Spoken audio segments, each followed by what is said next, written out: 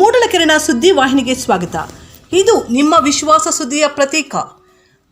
ರಾಜ್ಯದ ಕಾಂಗ್ರೆಸ್ ಪಕ್ಷದ ಮುಖಂಡರು ಎಲ್ಲರೂ ಸೇರಿ ಕಾಂಗ್ರೆಸ್ ಪಕ್ಷದ ಪರವಾಗಿ ಮೊದಲನೇದಾಗಿ ಕುರುಡುಮಲೆಯಿಂದ ಪ್ರಾರಂಭ ಮಾಡಿದರೆ ನಮಗೆ ಒಳ್ಳೆಯದಾಗುತ್ತೆ ಅಂತ ಒಂದು ರೂಢಿ ಇದೆ.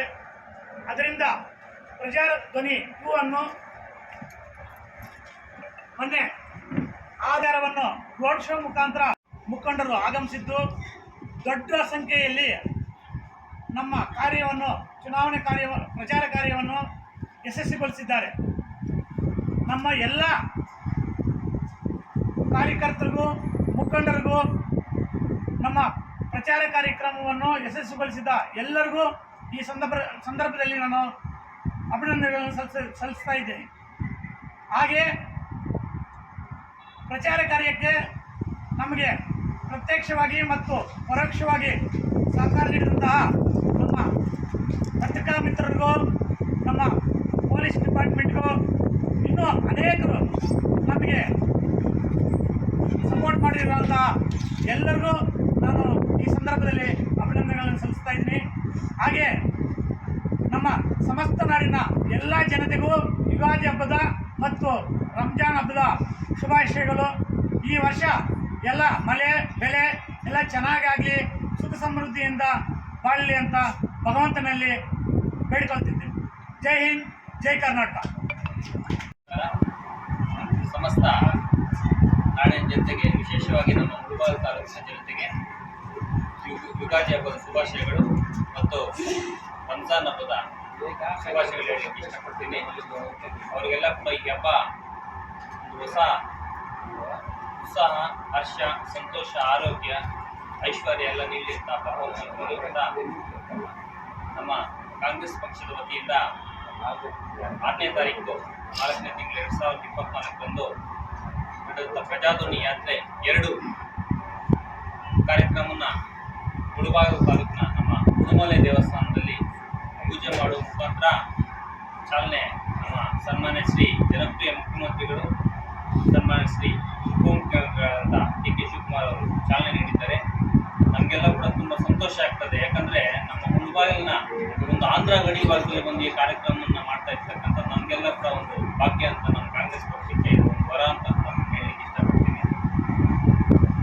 ವಿಧಾನಸಭೆ ಚುನಾವಣೆ ನಡೆದಾಗ ಕೂಡ ಆ ಕಾರ್ಯಕ್ರಮವನ್ನು ಇಲ್ಲೇ ಫಸ್ಟ್ ಸ್ಟಾರ್ಟ್ ಮಾಡಿ ಕುರುಡುಮಲೆ ದೇವಸ್ಥಾನದಲ್ಲಿ ಯಶಸ್ವಿಯಾಗಿ 136 ಸ್ಥಾನಗಳಲ್ಲಿ ಗೆಲ್ಲುವ ಮುಖಾಂತರ ನಮಗೊಂದು ಯಶಸ್ಸು ಕಂಡಿದ್ದೀವಿ.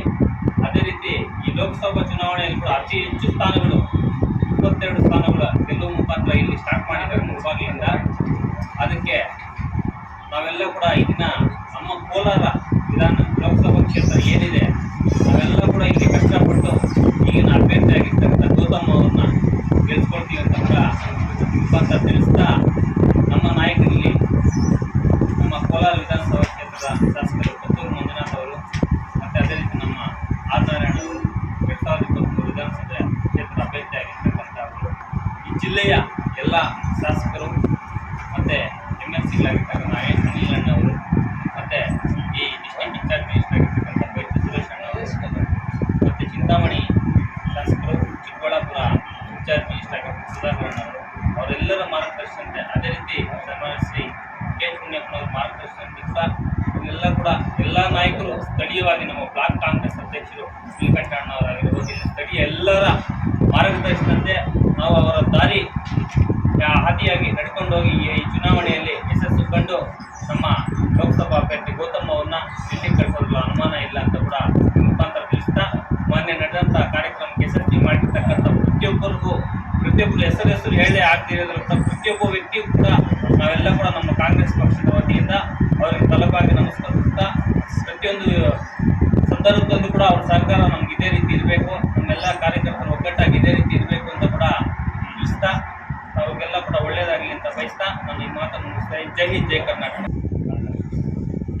ಉಳಿಯುತ್ತೆ 2023 ಚುನಾವಣೆ ಇರ್ಬೋದು, ಅಥವಾ ಅದಕ್ಕಿಂತ ಮುಂಚೆ ಎಸ್ ಎಂ ಕೃಷ್ಣ ಅವರ ಏನೋ ಚೀಫ್ ಮಿನಿಸ್ಟರ್ ಆಗಿದ್ದಾಗ ಅವರು ಸ್ಟಾರ್ಟ್ ಮಾಡಿದಂಥ ಕಾರ್ಯಕ್ರಮಗಳು ಪಂಚಜನ್ಯ ಕುರುಡುಮಲೆಯಲ್ಲಿ ಪೂಜೆ ಮಾಡಿಸ್ತಾ, ಅಲ್ಲಿಂದ ಏನು ನಮ್ಮ ರಾಜ್ಯ ಚುನಾವಣೆಯನ್ನು ಎದುರಿಸ್ತಾ ಇದ್ರು, ಅದೇ ನಿಟ್ಟಿನಲ್ಲಿ 2023ರಲ್ಲೂ ಕೂಡ ಡಿ ಕೆ ಶಿವಕುಮಾರ್ ಮತ್ತು ಸಿದ್ದರಾಮಯ್ಯ ಅವರ ನೇತೃತ್ವದಲ್ಲಿ ಮಾಡ್ತಾ ಇದ್ದು ಕೂಡ ಭಾಳ ಯಶಸ್ವಿ ಕಂಡಿದೆ. ಈಗ ಸರ್ಕಾರ ಕೂಡ ನಡೀತಾ ಇದೆ.